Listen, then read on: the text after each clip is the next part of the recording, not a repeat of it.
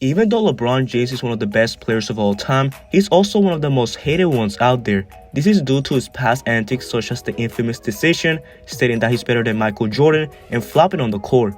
However, some people have actually taken things way too far, as back in 2018, LeBron almost got killed in LA after a Lakers game. Yes, killed. With that in mind, how did LeBron survive such a severe incident like this? Well, let's talk about it right now. What's good? Today I'm back doing the video, and today I'm going to be talking about the time that LeBron James almost died, so let's get straight to it. In order to know the full background story of this incident, we have to go all the way back to the summer of 2018, where a 33-year-old LeBron James was a free agent. He had just came off a very disappointing finals loss against the Golden State Warriors, as even though he averaged 34 points, 10 assists, and 9 rebounds per game, the Cavs got swept. With those finals being LeBron's 6th loss, it was time for a new scenario for not only LeBron himself, but for his family. Teams such as the Rockets, Sixers, Knicks, and even the Clippers had interest in the 13-time All-Star at this time. However, LeBron ended up signing a 4-year, $153 million contract with the Los Angeles Lakers. This was the longest deal LeBron has signed since that contract with the Miami Heat in 2010. Anyways, this signing was expected as LeBron had always wanted to live in LA, and it just made sense for his life going forward. However, even though Los Angeles is where most celebrities eventually move to, it's also one of the most dangerous places in the world. You may ask, why? Well, Los Angeles, California is one of the most targeted places for criminals to attack. As a matter of fact, Los Angeles County holds more inmates in custody than all of the jails in any of the 37 US states, which is absolutely insane.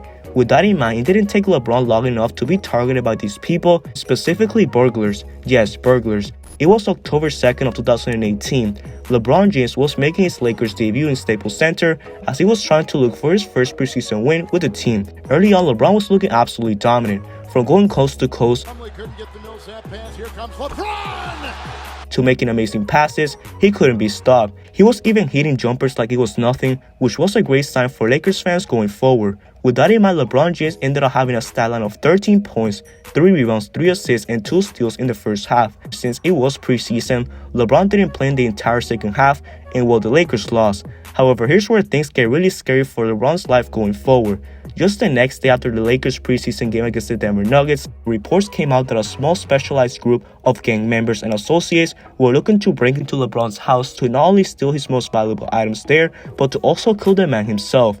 The crew of suspected burglars consisted of 3 teenagers and a 34-year-old woman who all have had a past of stealing more than $1 million, as well as designer watches, handbags, a vehicle, and a firearm. Additionally, this crew also had a full list of 12 celebrities to target, including Los Angeles Rams wide receiver Robert Woods, Rihanna, Los Angeles Dodgers outfielder Jason Pugh, Matt Damon, and Viola Davis.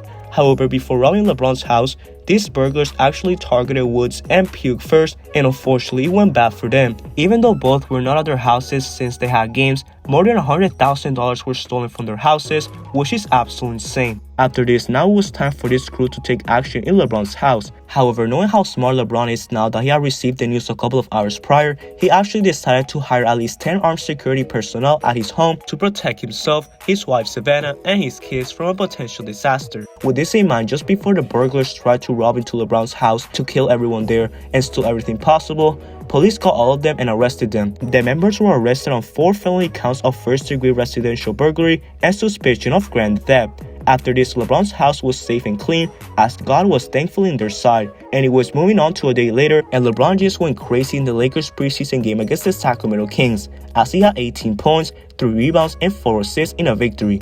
Of course, LeBron ended up having a conflicted season later on with injuries, as the Lakers missed the NBA playoffs once again. However, the next season, LeBron knew that he had a promise to give LA, and that was to win them a championship.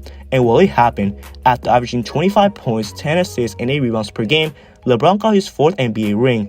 Even though the next season was also conflicted due to injuries, now he has Russell Westbrook on his team, alongside Anthony Davis and a very good supporting cast. I'm really looking forward to see how this Lakers team performs, and I'm just glad that LeBron is even alive in the first place after that scary incident back in 2018. And that concludes the video. What do you guys think of this scary LeBron story? How would you have handled the situation if you were him? Let me know your thoughts down in the comment section below.